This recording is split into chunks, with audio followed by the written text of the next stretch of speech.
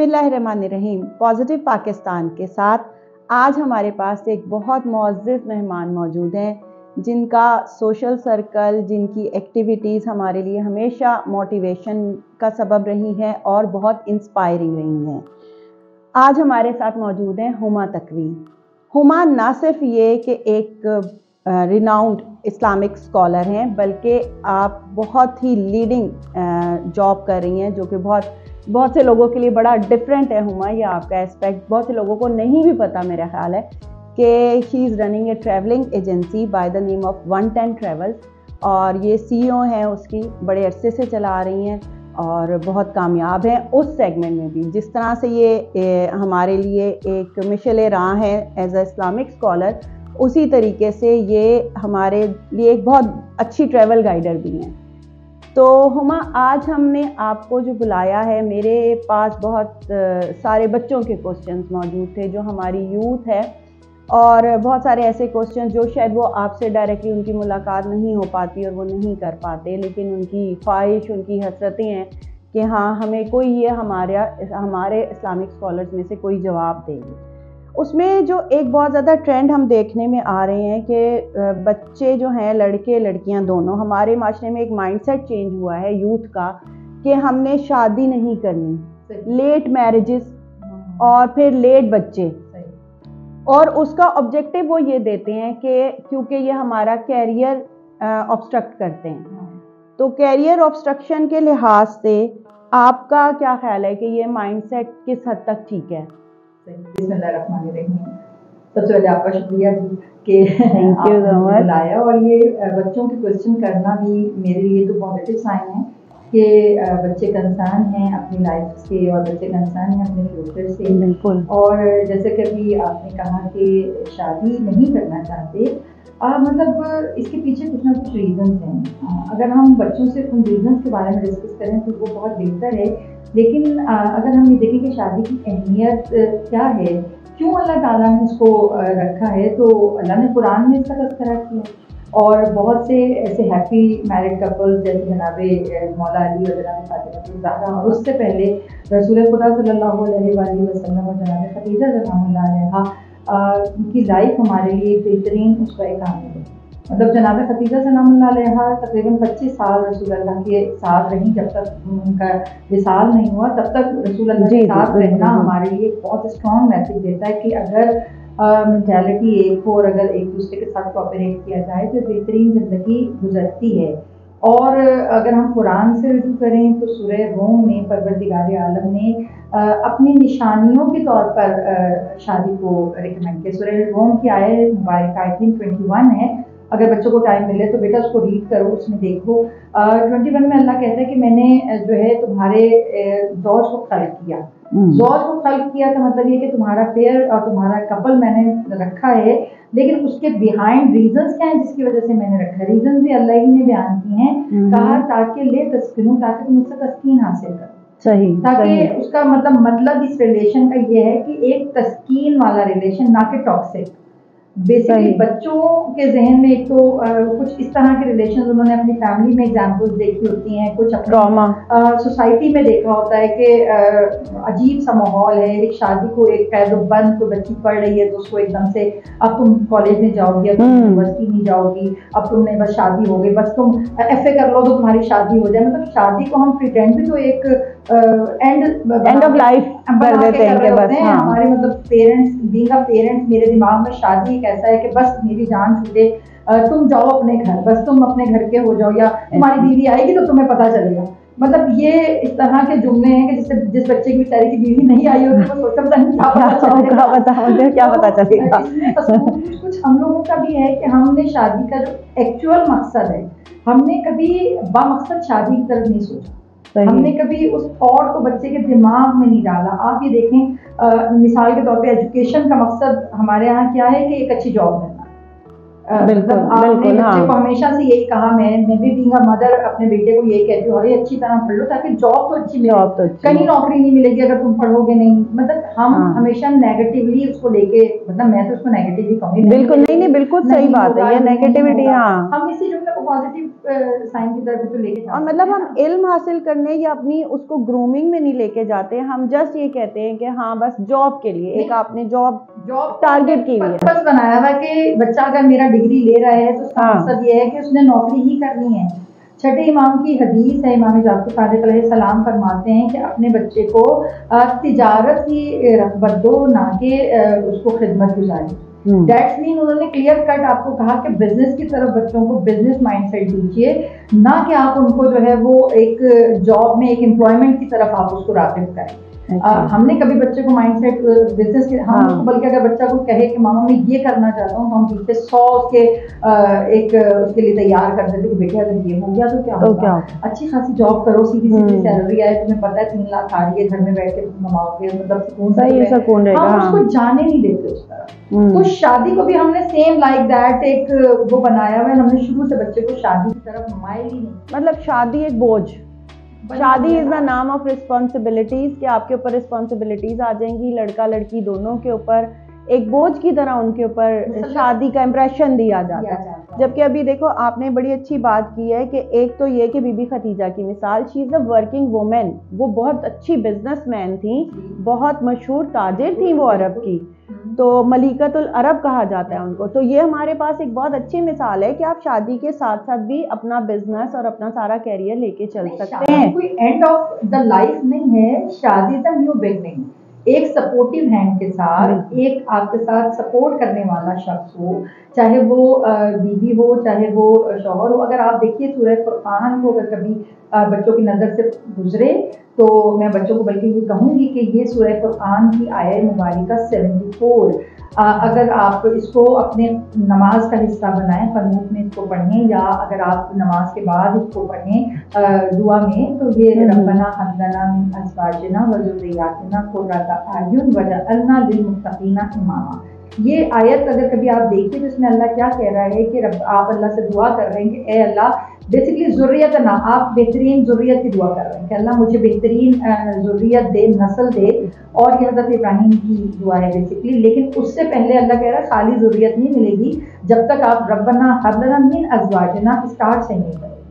ज़ौज अपना कपल, अपना जो हमसर है, जब तक उसको फोकस नहीं करोगे तो ज़ुर्रियत कहाँ से मिलेगी तुम्हें। औलाद बेहतरीन लेने के लिए सबसे पहले तुम्हें पहला इंतखाब ठीक करना है। पहला जब तुम्हारा चूजन तुम्हारा ये सही हो जाएगा तो उससे तुम्हारा आगे नस्ल भी ठीक हो जाएगी। सही। और वजअलना लिलमुत्तक़ीना इमामा, अल्लाह मुझे सिर्फ इमाम नहीं चाहिए, मुझे मुत्तक़ियों का इमाम चाहिए। अल्लाह कह रहा है कि सिर्फ इमाम मत मांगो कि तुम्हें लीडर चाहिए, तुम्हें एक रहनुमा चाहिए, तुमको कि अल्लाह मुझे मेरी ऐसी औलाद हो जो मुत्तक़ियों के लीडर हो। अल्लाह कह रहा है मांगो भी बड़ा। तो जब बड़ा मांगना है तो उसके लिए पीछे आपके थॉट्स, आपके प्लानिंग्स भी तो बड़ी होनी चाहिए। और यहाँ पे मैं बहुत मतलब थैंक्सफुल हूँ अल्लाह की कि ये वाहिद रिलेशन है कि जिसमें आपको अल्लाह ने इख्तियार दिया है कि आप चूज करके वो आप अपना ले सकते हैं।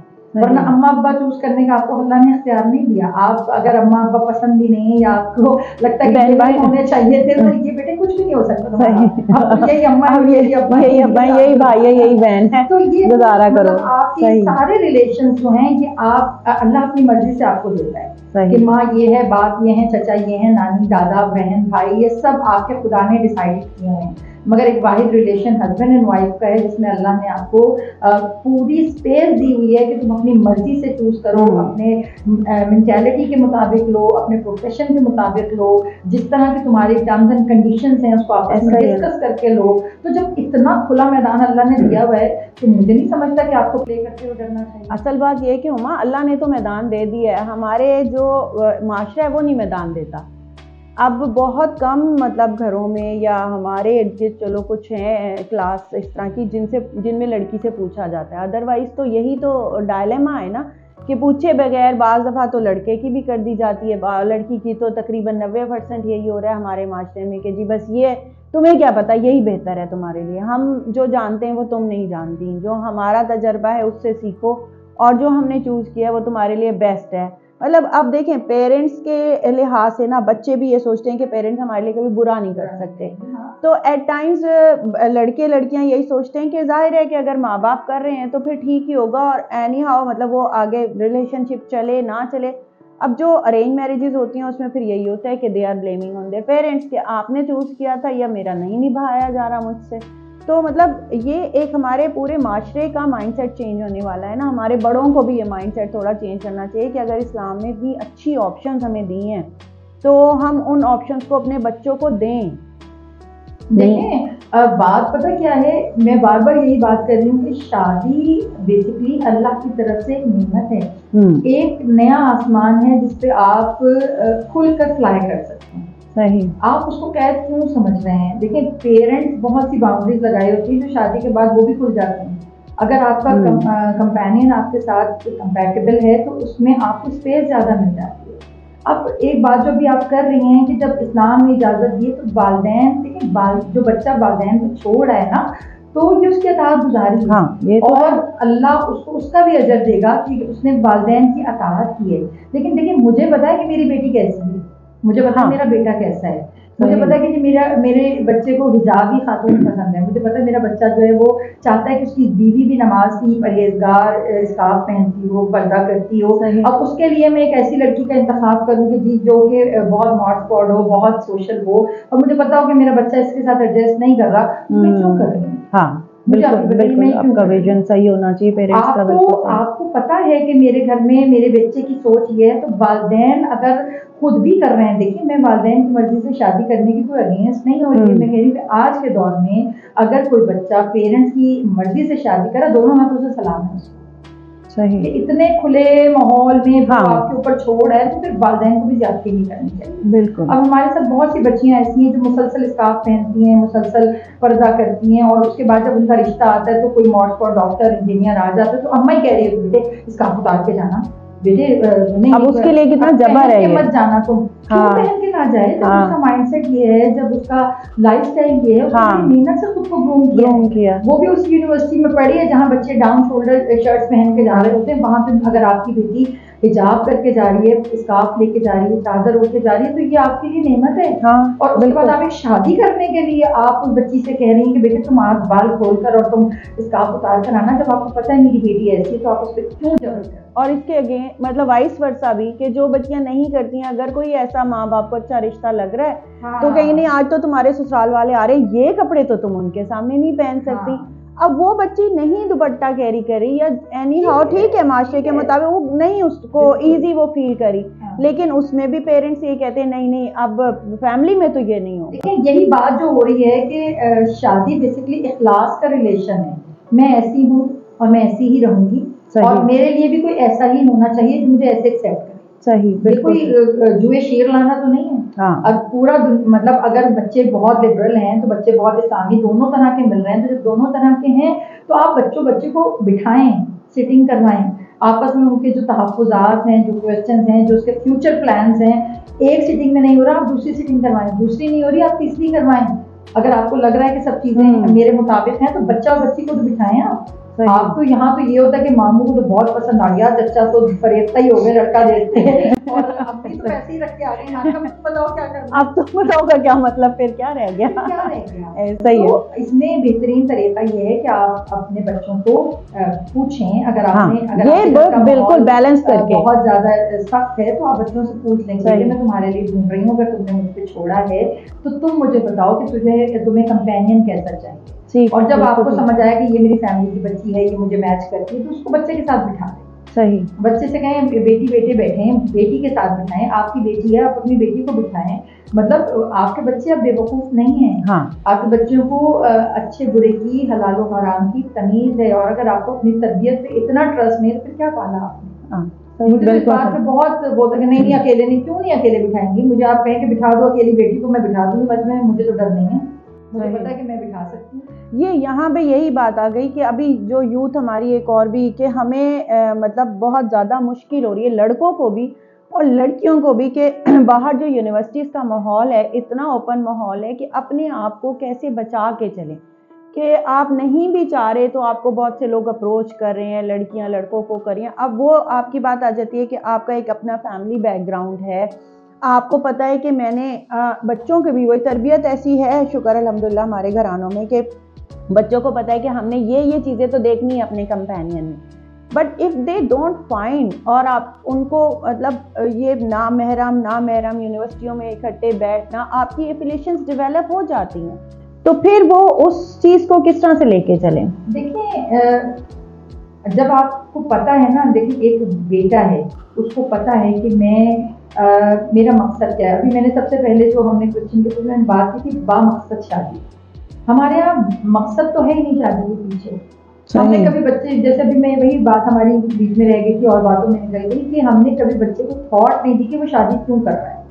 उसने कोई एक डिस्प्ले डेकोरेशन पीस नहीं लेकर आना, उसने एक खूबसूरत ब्यूटी क्वीन नहीं लानी, या लड़की ने कोई चार्मिंग नहीं लेके आना। असल में पहले आप ये देखिए कि उसके पीछे मकसद हयात क्या है, वो शादी क्यों कर रहा है। सिर्फ इसलिए कि अब वो 25 साल का हो गया है, सिर्फ इसलिए कि अब वो 27 ईयर्स का हो गया है, इसलिए कि उसकी जॉब अच्छी हो गई है, अब उसकी शादी की उम्र आ गई है, ये कोई रीजन शादी के रीजन नहीं है। सही। आप पहले डिसाइड करें कि शादी क्यों कर रहा है, क्या उसको शादी के पीछे कोई आउटपुट लेना है, या सिर्फ शादी करके अपनी जो दुनियावी तस्कीन है उसको ले। तो उसके का मतलब सिर्फ फिजिकल तस्कीन नहीं है, आपकी मेंटल थॉट मैच होनी चाहिए। और ये जब अल्लाह ताला चाहता है कि शादी बेसिकली एक यूनिट ग्रूमिंग का बेसिक रुकन है। आप एक यूनिट बना रहे होते हैं, और यूनिट बेसिकली एक घराने को तश्कील देता है, और घराना एक सोसाइटी बनाता है, सोसाइटी एक मुल्क बनता है, मुल्क एक पूरा मुआशरा तश्कील देता है। आप उसको एक मुआशरे के पहली ईंट, घर तब तक बनता ही नहीं जब तक पहली बुनियाद ना रखी। बिल्कुल सही, बिल्कुल तो पहली ईंट ही आप खोखली रख दें, पहली ईंट ही आप गलत रख दें, उसके ऊपर चाहे 4 बुनियादें खड़ी कर दें, आपका घर कामयाब नहीं होगा। तो आप जब बेसिक पहली ईंट निकाह है, जब आप निकाह जिस शख्स से कर रहे हैं, आपने उसको देखा ही नहीं, आपको पता ही नहीं, वो आपकी थॉट पे पूरा उतरता है, उसका कल्चर, उसका माशरती रहन सहन वो आपसे मैच नहीं कर रहा, उसका मजहबी क्राइटेरिया आपसे मैच नहीं कर रहा, तो ये सब चीज़ें आप अभी उसको जज्बात में तो बंदा कह रहा था मैं तो मर जाऊंगा, ऐसा होता ही नहीं, ऐसा होता ही नहीं है। ये मैं अपने बच्चों को कहूँगी, बेटा ऐसा नहीं होता। मजहब और जो तुम्हारा रिलीजन है वो तुम्हारी रूट्स के अंदर होता है, तुम्हें पता ही नहीं चल रहा होता उस चीज़ का, कि तुम उसकी बारे में अवेयर नहीं होते और उसकी कमी को महसूस नहीं कर रहे होते, क्योंकि तुमने बचपन से उसी माहौल को देखा होता है। मछली जब तक पानी में रहती है उसको पानी की कदर नहीं होती, लेकिन जब वो पानी से निकलती है तब उसे पता चलता है कि मैंने क्या लॉस किया। तो चाहे किसी भी मकतबा फिक्र से कोई भी बच्चा ताल्लुक़ रखता हो, आई सजेस्ट कि वो कभी कोशिश ना करे कि वो डिफरेंट मकातिब को ज्वाइन करने की कोशिश करे, क्योंकि बेटा ये सबसे पहले ज़हनी अजियत होती है एक दूसरे के लिए, क्योंकि आप कुछ और कर रहे होते हैं, अगला कुछ और कर रहा होता है। हाँ तुम्हें करने देंगे, तुम हमें करने दोगे, करने तो देंगे, लेकिन अंदर एक पिंचिंग चलती है। तो ये जो पर्पस अल्लाह ने रखा है, ज़हनी तस्कीन, वो नहीं मिल रही होती। सही। तो इसके लिए पहली थॉट यही है कि आप कोशिश करें कि आप अपने जो सोशल क्राइटेरिया आप उसको बीट ना करें, आप उसके अंदर रहकर जो भी डिसीजन लें अपने पेरेंट्स को। और दूसरी चीज़ मैं कहूँगी कि वालिदैन को चाहिए कि बच्चों को एतमाद दें, कि अगर उनको कुछ समझ आ रहा है, अगर बाहर का माहौल ऐसा है, अगर वो यूनिवर्सिटी में जा रहे हैं, अगर यूनिवर्सिटी में कोई अपील कर रहा है, तो बच्चों को पहले से इतना आपको बता देना चाहिए कि बेटे ये चीज़ें हैं, ये जिस एज में मेरे बच्चे इस वक्त गुजर रहे हैं, बेटा हम भी उसी एज से गुजरे हैं, और ये बहुत मुश्किल है, मतलब सच्ची बात है। एग्जैक्टली हमसे ज़्यादा मुश्किल है, क्योंकि आपको चारों तरफ से आपके ऊपर प्रेशर है, आपको सोशल मीडिया का प्रेशर है, पीयर प्रेशर है, आपको अपने इंस्टीट्यूट का प्रेशर है। मतलब हमने शायद वो प्रेशर्स नहीं फील किए होंगे, हमारे दौर में इतना था ही नहीं। आपने एक सीधी लाइन में जाना है कॉलेज, सीधी लाइन में आप वापस आ गए। अब तो हमारे दौर में लव मैरिज तो बहुत बड़ा जुर्म था। तो मतलब आप तो सोच ही नहीं सकते थे कि आप लव मैरिज की तरफ जा सकते हैं इतना पक्का। लेकिन अब हमने अपने बच्चों को ये स्पेस दी हुई है, सीधी सी बात है। मैं तो ये कहती हूँ इसमें स्पेस देना कोई बुराई नहीं, बिल्कुल सही है, उसकी पूरी जिंदगी का फैसला है। आपने तो 10 साल के बाद चले जाना है, 5 साल बाद, 10 साल बाद आप कितना रह लेंगे, वो आपको पूरी जिंदगी रहेगा। बिल्कुल बिल्कुल। तो उसको क्यों नहीं स्पेस दे रहे? आपके बेटे तुम्हें पसंद है, बच्चों को बताएं, बच्चों को कॉन्फिडेंट दें कि बेटा अगर तुम्हें कोई पसंद है तो मुझसे डिस्कस करो, मैं तुम्हारे साथ हूँ। अगर हर चीज तुम्हें लगता है कि ठीक है, तो अगर 70% भी मैच कर रहा है क्राइटेरिया तो आप करें। जरूरी तो नहीं है कि आप 110% के पीछे पड़े, 70% भी तो बच्चे को सपोर्ट करें। सही। अच्छा, अब शादी से रिलेटेड ये है कि एक आइडियल एज क्या है शादी के लिए, लड़का लड़की दोनों में?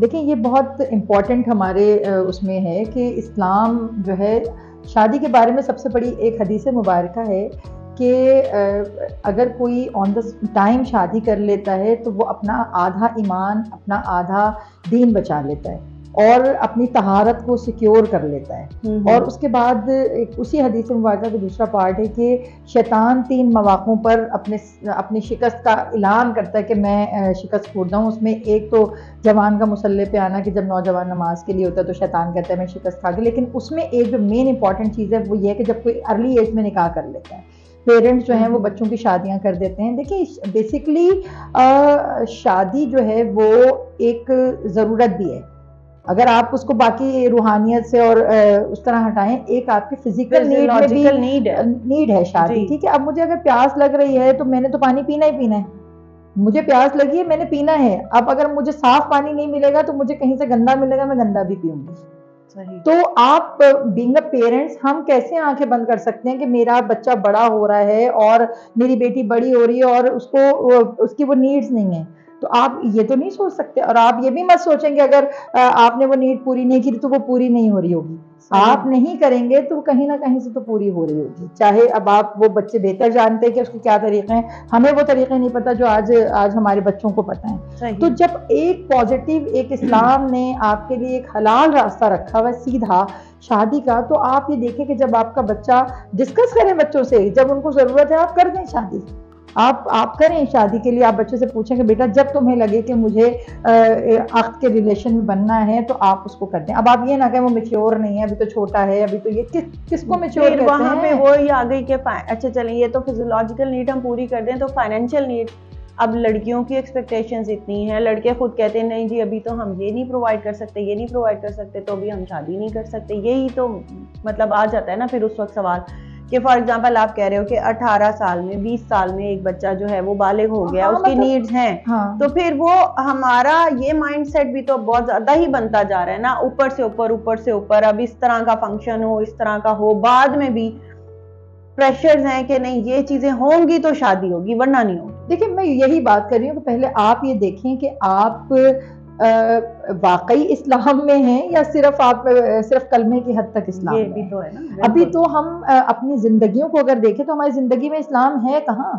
सबसे पहले तो आप अपने अल्लाह से तो खालिस हो कि परवरदिगार मैं मुसलमान हूँ। अब अगर आप मुसलमान हैं तो अपनी जरा शादियों पे गौर कर लें। आपकी शादियों में अगर अल्लाह ताला ने सबसे बेहतरीन, रसूल अल्लाह से पूछा गया कि या रसूल अल्लाह ये मेरे बच्ची का निकाह हुआ है, क्या ये बाबरकत है? तो रसूल अल्लाह ने कहा उसके अखराजात देख लो। अखराजात से कैसे पता चलेगा बाबरकत है? का जिसके अखराजात कम होंगे उतना बाबरकत निकाह होगा। अब आपके यहाँ शादियाँ जो होती हैं तो वो लाखों पे चली जाती हैं और एक्सपेक्टेशंस इतनी बढ़ी हुई हैं। मुझे आप ये बताएं कि जब अल्लाह ने आपके ऊपर अल्लाह ने तो नहीं कहा कि आप 2000 लोगों का वलीमा करें, अल्लाह ने तो नहीं कहा कि बच्ची को 5 लाख का लहंगा पहनाएंगी तो वो उसका निकाह कबूल होगा, अल्लाह ने तो नहीं कहा कि आप मायूं अलहदा करें, मेहंदी अलहदा करें, कवाली नाइट अलहदा करें, फिर उसके बाद भंगड़ा नाइट अलहदा करें, फिर रिसेप्शन अलहदा करें, फिर उसके बाद लड़की को लाने का फंक्शन अलहदा करें। ये सब कहाँ है? सही। इसको आप इस्लाम पे ब्लेम मत करें। अपनी नेसेसरीज, अपनी सोसाइटी की डिमांड्स को आप इस्लाम पे डालकर, और अगर बच्चे के निकाह को या बेटी के निकाह को डिले कर रहे हैं और वो किसी गुमराही के रास्ते पे चल रहा है तो आप उसके गुनाहगार हैं, आप उससे छुट्टी नहीं कर सकते।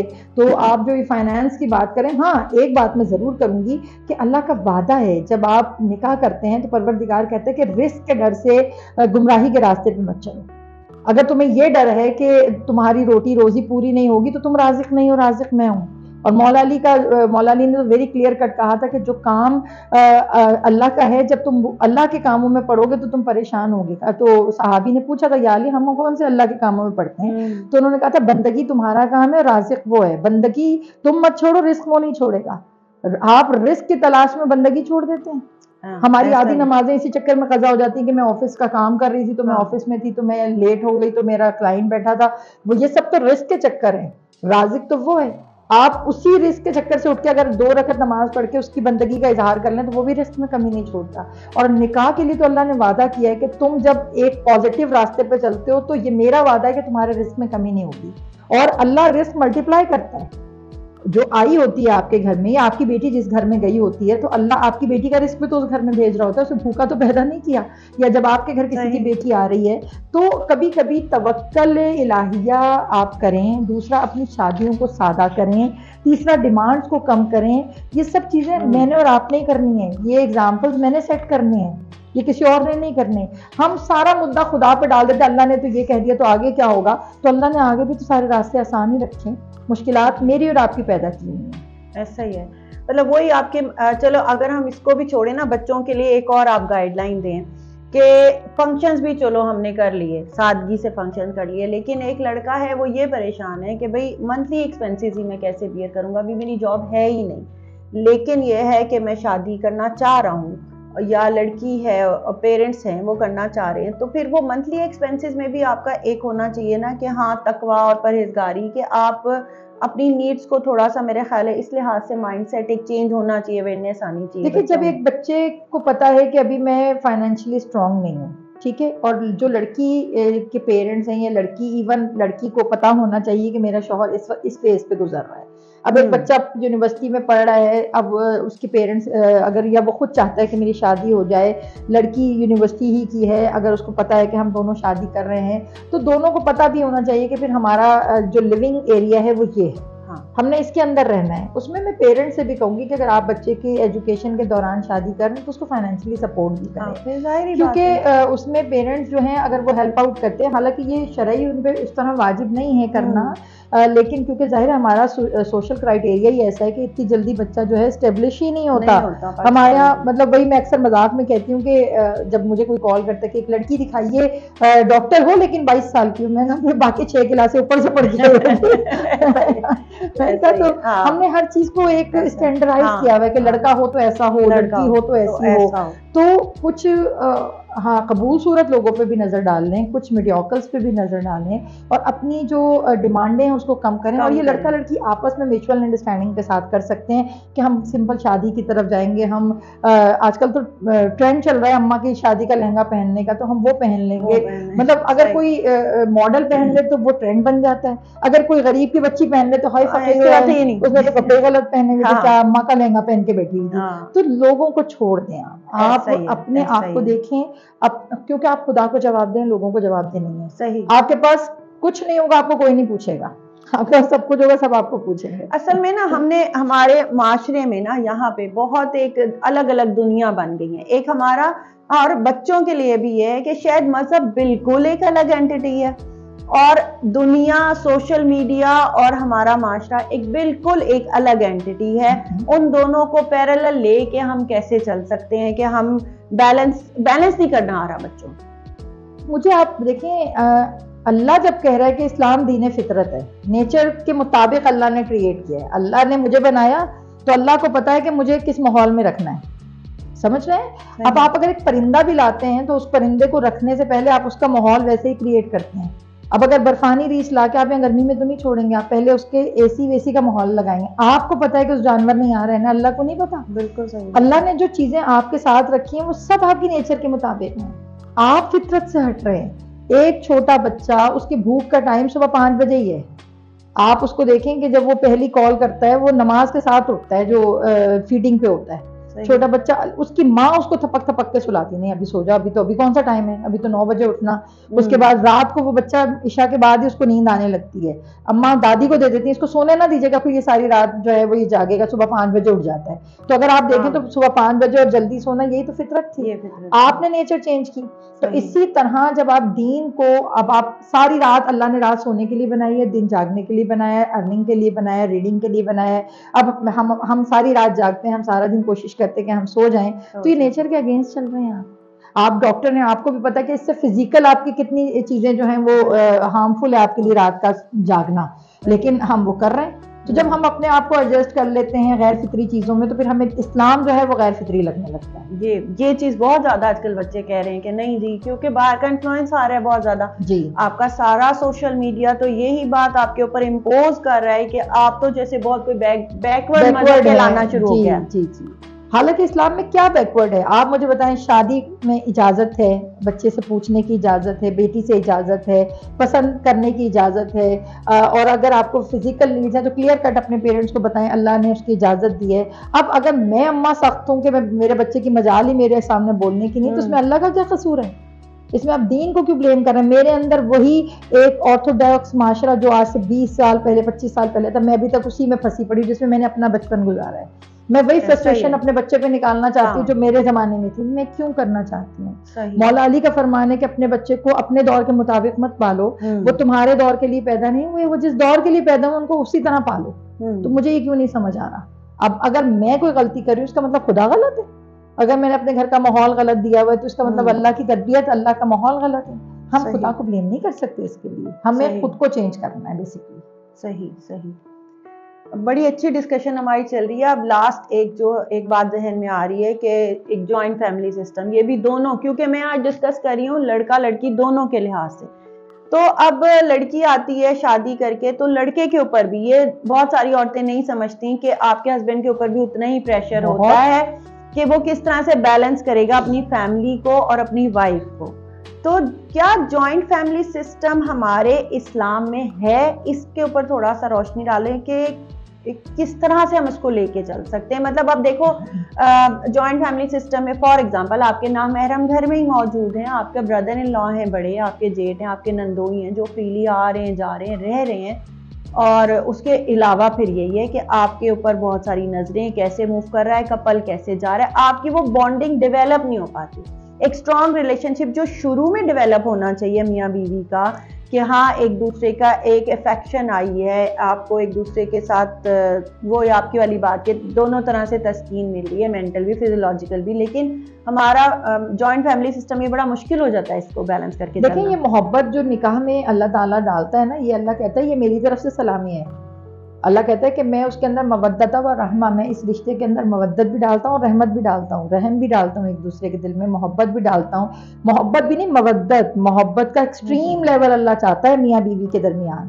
यही सूरह रोम की आयत मुबारक 21 का लास्ट पार्ट है ये। तो इसमें अल्लाह कहता है कि मैं जहाँ तस्कीन है वहाँ मैं भी उसके दिल के अंदर मोहब्बत डालता हूँ। अब ये जो ज्वाइंट फैमिली सिस्टम है, देखिए हम ज्वाइंट फैमिली सिस्टम को मैं उसके अगेंस्ट नहीं हूँ, ठीक है। हमारे पाकिस्तान का जो निज़ाम है, इंडो पाक बरे सगीर का ये कल्चर है, क्योंकि हमारे यहाँ बुजुर्ग पेरेंट्स के लिए गवर्नमेंट सपोर्ट नहीं है। मतलब अगर वालिदैन बूढ़े हो जाते हैं तो उनको गवर्नमेंट की तरफ से कोई रिबेट्स नहीं मिल रहे होते, फिर वो बच्चे की जिम्मेदारी है ना। अब बच्चे कहाँ छोड़ के चले जाएं? मतलब अगर मैं कहूँगी नहीं जी बीवी को लेके अलहदा हो जाए, मैं नहीं कह सकती। इस सोसाइटी में चलो पेरेंट्स तो हमारी जिम्मेदारी है, कर रही हूँ कि यहाँ पर जो इस सोसाइटी में ज्वाइंट फैमिली सिस्टम जो है वो हमारा मुआशरे का हिस्सा है। लेकिन अगर हम इस्लामिक पॉइंट ऑफ व्यू से देखें तो इस्लाम में ज्वाइंट फैमिली सिस्टम का कोई कॉन्सेप्ट नहीं है, क्योंकि देखें बच्ची ने तैयार होना है, वो उसका हक है, सवाब है इसका सवाब है कि जब आपका हस्बैंड घर आए तो औरत को चाहिए कि वो फुली तैयार होकर, खूबसूरत से लगकर, लिबास चेंज कर, खुशबू लगाकर उसको इस तरह वेलकम करे, मुस्कुराए, मतलब एक रोमांटिक, क्योंकि हस्बैंड एंड वाइफ का रिलेशन वो वाहिद रिलेशन है जिसमें इजहार मोहब्बत की लिमिट्स ही नहीं है, वरना हर रिश्ते में लिमिट्स हैं। अब्बा की लिमिट्स हैं, माँ की लिमिट्स हैं, भाई की लिमिट्स है, बहन भाई के प्यार की लिमिट्स है, मगर हस्बैंड वाइफ के प्यार की रिलेशन के इजहार की कोई लिमिट्स नहीं। आप हर तरह का इजहार कर सकते हैं, लेकिन इजहार तब करें ना जब उसको स्पेस मिले, कहाँ इजहार करे। और इस इजहार को करना चाहिए। अगर कोई हस्बैंड नहीं कर रहा, कोई वाइफ नहीं कर रही, तो वो अपने रिलेशन के साथ खयानत कर रही है। लेकिन अब मैं कैसे करूं भाई, मेरे तो घर में दुल्हा के अब्बा भी बैठे हैं, दुल्हन की अम्मा भी बैठी हैं, और अगर मैंने जरा सा मुस्कुरा के भी देख लिया तो बेगैरती की इंतहा हो जाती है हमारे घर में कि शौहर को मुस्कुरा के इसने देख लिया, हया ही खत्म हो गई। बस सबसे पहले लेवल तो हया खत्म होने का लगता है। ये तो आप कह रही हो, मतलब अब अगर शौहर आया है ऑफिस से, जैसे आप कह रही हैं, तो बीवी अगर किचन में है, किचन से वो निकल के अगर उसको वेलकम भी करेगी ना, तो आगे जो पीछे 10 लोग बैठे हुए हैं ना, अंदर ही जाओ भी तुम वापस। अभी क्या इतनी क्या आफत आ गई, तुम्हारे शौहर है, मिल जाएगा। तो ये सब चीजें इसमें ज्वाइंट फैमिली सिस्टम में जो मैं माँ हूँ, मुझे अपने बेटे को स्पेस देना है, मुझे खुद को मैं वो पिसी हुई, हम दोनों वो पिसी हुए इरा हैं कि जिन्होंने वो वाला फेस भी देखा है और हमने आगे अपने बच्चों को स्पेस दी। कोई बात नहीं, हमने करना है, क्योंकि मैं चेंज करूंगी तो अगला करेगा। बिल्कुल, ये बिल्कुल मुझे कोई मसला नहीं है, मतलब मैं ये नहीं कहूंगी कि मेरी मदर इन लॉ ने मेरे साथ ये किया तो मैं भी तुम्हारे साथ ये करूं, हम ये नहीं करेंगे, गरज नहीं रखनी, हमें चेंज करना है। हमने देखें जो चीज़ इस्लाम ने जायज़ करार दी है, अगर आपका जो है वो हस्बैंड एंड वाइफ हैं, अगर वो चाह रहे हैं कि मैं खाना ना बनाऊं और मैं एक दूसरे के साथ टाइम स्पेंड करूं, आप उनको स्पेस दें, ठीक है बेटा तुम टाइम स्पेंड करो, मैं खाने का अरेंज करवा लेती हूँ, बाजार से मंगवा लो भाई, अब तो अल्हम्दुलिल्लाह इतनी ऐप्स आ गई हैं, कोई मसला नहीं, जरूरी तो नहीं है कि वो अपने सुनहरी हाथों से पकाएंगी तो दस्तरखान लगेगा, आप स्पेस दें, आपके ठीक है जब तुम कंफर्टेबल हो तुम उठ के आ जाना, कोई बात नहीं, खाना बाजार से आ जाए। लेकिन यहाँ पे फिर शौहरों को भी सोचना चाहिए ना कि अब अगर मुझे बीवी का टाइम चाहिए, सारा दिन से बीवी कामों में लगी हुई है, तो आपको रियलाइज करना चाहिए कि मेरी जॉइंट फैमिली है और वो सुबह से काम कर रही है, तो थोड़ा सा उसको स्पेस लेके, मेरा ख्याल है लड़की शुरू में नहीं बोल सकेगी कि मुझे लड़का भी नहीं बोल सकेगा। हाँ, तो यही ना बैलेंस करना कि आप माँ बाप के सामने या हाँ कि आप, ये हमारी जनरेशन की सोच बदलेगी तभी ये चीज बदलेगी, ये पेरेंट्स से करना, क्योंकि बच्चा बेचारा एक 21 साल का बच्चा जो कभी अम्मा अब्बा के आगे बोला ही नहीं है, अम्मा ने चमाड़ भी लगा दी तो वो चुप करके खा रहा है, अब वो शादी होते ही अगर कहेगा अम्मा मेरी बीवी को जो आप किचन में ना जाने दें, मैं हाँ, तो वो फिर अम्मा कहाँ बीवी बर्दाश्त करेंगी। तो ये देखें मसला ये है कि हमारे यहाँ तरबियत नहीं है, हमें बच्चों की शादियां करने से पहले अम्मा अब्बा की काउंसलिंग करनी चाहिए और बच्चे की भी काउंसलिंग करनी चाहिए, बेटी की भी काउंसलिंग करनी चाहिए कि बेटा तुम एक जॉइंट फैमिली में जा रही हो जहाँ पे पेरेंट्स के हकूक़ हैं, उनकी रिस्पेक्ट, उनकी चीज़ें, लेकिन वालिदैन को स्टार्टिंग में शुरू के 1-1.5 साल बच्ची को स्पेस देनी चाहिए। एक और बात है ना जॉइंट फैमिली में, जो आप कॉन्सेप्ट ये क्लियर करो इस्लामिक लिहाज से, जो मेरा था कि भाई जॉइंट फैमिली में पेरेंट्स के तो हुकूक हैं, हम कहते हैं वालिदैन के आगे तो आपने उफ भी नहीं करनी, खिदमत करनी है, लेकिन व्हाट अबाउट योर, आपका भाई, आपकी भाभी या आपकी नंद, ये लोग जो साथ रह रहे हैं, आपका जो ब्रदर इन लॉ है वो तो आपके लिए नामहरम है, तो क्या इस्लाम में ये है कि सब इकट्ठे रहेंगे एक ही घर में? देखिए मैं यही बात कर रही हूँ कि कल्चर है आपका, इस्लाम में नहीं, मतलब देखें पेरेंट्स की रिस्पॉन्सिबिलिटी तो कोई एक बच्चा भी ले सकता है ना, बड़ा है छोटा है, जो बेहतर तरीके से ले रहा है, लेकिन आप थोड़ी सी स्पेस, जैसे मैंने कुछ ममालिक में देखा कि ठीक है आप एक जगह रह रहे हैं लेकिन आपके थोड़ा सा आपका पोर्शन अलहदा है, आपका इवन के किचन भी अलहदा है, आपका एक रूम बना दें आप, ताकि वही बात आपकी कि लड़की वहां पे इजीली मूव कर सके, हर वक्त चादर, हर वक्त हिजाब लेके घर में नहीं फिरा। अब आप देखिए ना खाना बना रहे हैं, अब ये घोड़े में आग लग जाए तो आप ये आपका जेठ है वो या तो आपका पर्दा नहीं रहेगा या फिर, लेकिन देखिए बहुत सी अब बच्चियां अब बहुत से सासें वगैरह ये बात भी करती हैं कि बच्ची सारे तो जहान में सर खुले फिरती है, पर्दा उसको घर में याद आ जाता है। बच्चियां कौन से बहुत या तो बहुत पर्दे वाली हूँ, उनके लिए हम इस बात पे स्टैंड ले सकते हैं। बात है ना कि पर्दा खत्म हो रहा है। देखें आजकल मीडिया के ऊपर भी जो बहुत ज्यादा ड्रामा सीरियल चल रहे हैं वो यही चल रहे हैं कि घर में रहते हुए आप, फॉर एग्जांपल जो है ना बहन है, बहन की शादी हुई है, साली की नहीं हुई है, अब वो उसको आइडियलाइज करना शुरू हो गई है कि ये मेरा जो है मेरा ब्रदर इन लॉ है, उसके साथ उसका जाहिर है कि फिर वो मतलब जब आप इतना ज्यादा मिक्सअप करते हैं ना चीजों को तो फिर आपके डिजास्टर्स आते हैं। देखिए ये तो हमारे मीडिया पे अब इंडियन कल्चर को बहुत प्रमोट किया जा रहा है कि हमारे यहाँ तो साली बहनोई का एक बहन भाई वाला रिलेशन होता है कि एक जैसे बड़ा भाई टैकल करता है अपनी वाइफ की बहन को, उसी तरह टैकल करते थे, लेकिन वो मीडिया था ना पहले। देखिए पहले अब जैसे मैं अगर कहूँ कि मेरे जो नंदोई हैं, मतलब मैं कभी भी शायद अभी पूरी जिंदगी हो गई मैं एक सोफे पे नहीं बैठी होंगी उनके साथ, बिल्कुल जाहिर, एक हमारा पर्सनल डिस्टेंस था। अब with the passage of time ये हमारा पर्सनल डिस्टेंस लड़का और लड़की का खत्म हो रहा है और वो आपका आउटसाइड द होम भी आपके लिए कॉन्सिक्वेंसेज आ रहे हैं और आपके घर में भी फिर वही कॉन्सिक्वेंसेज आ रहे हैं। देखिए जॉइंट फैमिली सिस्टम जो है ना उसमें हदूद और क़यूद तो वही हैं जो इस्लाम की हैं, उसको मैं चेंज नहीं कर सकती कि मैं कहूँ नहीं जी ये तो है ही नहीं, वो कलो कोई नहीं घर में आ रहा है, नंद का मियाँ है तो कोई बात नहीं है कोई बात। आपका हिजाब आपका आप पे वाजिब नहीं है कि अगर कोई इस तरह है तो आप उसके लिए प्रॉपरली वो करें, सारा चीज़ें रखें, अरेंज करें, या अकेली हैं तो आपको इजाज़त है आप दरवाज़ा मत खोलें, लेकिन हमारे यहाँ आपकी जरूरत नहीं है आपके कोई आया हो तो आप ये ना करें। तो ज्वाइंट फैमिली सिस्टम हो अगर है तो, लेकिन उसकी लिमिटेशंस, उसका जैसे आप पोर्शन कह रही हैं वो बहुत आसान हल है कि एक पोर्शन कर दिया जाए ताकि वो बच्ची अपने, उसको टाइम दिया जाए, उसको स्पेयर किया जाए, हस्बैंड वाइफ को टाइम दिया जाए ताकि वो एक दूसरे के साथ टाइम स्पेंड करें। लेकिन ये सब हम घर के बड़े ही कर सकते हैं क्योंकि वो बच्चे नहीं कर सकते। बच्चे आपके सामने स्टैंड नहीं ले सकते, और अगर वो स्टैंड नहीं ले रहे हैं तो आप उनको उनका माथा चूमेंगे, वो आपके सामने स्टैंड नहीं ले रहे। अगर वो स्टैंड ले लेंगे तो आप क्या कर लेंगे? तो इससे पहले कि वो आपके सामने स्टैंड लें, आप उनको खुद स्पेस देते हैं। चेंज अब हमने ही लाना है, अब ये चेंज खुद ब खुद तो नहीं आएगा। तो जब इस्लाम की बात करें तो इस्लाम ने हर चीज़ को बहुत वाज़िया रखा हुआ है। आप उन्हीं हदूद व क़यूद को अगर अपने घर में लागू कर लें तो बहुत सुकून है आपके। सही। Thank you very much Uma, बहुत अच्छी हमारी डिस्कशन रही है आज की, और कोशिश करेंगे कि नेक्स्ट हम कोई और टॉपिक बहुत अच्छा, आप कमेंट्स में ज़रूर बताएं। यूथ हमारी प्रोग्राम देख रही है अगर, कि आपको क्या चीज़ अच्छी लगी और फर्दर आपके क्या क्वेश्चंस हैं जिनको हम मिलके एड्रेस कर सकते हैं। कंक्लूड अगर मैं करूं इस चीज़ को कि शादी एक बहुत प्यारा बंधन, बहुत पाकीज़ा बंधन है, और इसको आगे लेके चलने के लिए हमें सबको मिलके कंट्रीब्यूट करना है। एज अ पेरेंट्स भी हमें अपने बच्चों को सपोर्ट करना है, उनको एजुकेट करें, उनको कॉन्फिडेंस दें ताकि हमारा माशरा एक बेहतरी की तरफ जाए। अभी तो सॉरी टू से मुझे यही लगता है कि हमारा माशरा तो इस्लामिक है ही नहीं। तो इस्लामिक माशरे के नफाज के लिए आहिस्ता आहिस्ता करके स्टेप बाय स्टेप हमारी जनरेशन को लेके मेरा ख्याल है चलना होगा इस चीज़ को। So thank you very much, stay pure, stay strong, stay with positive Pakistan.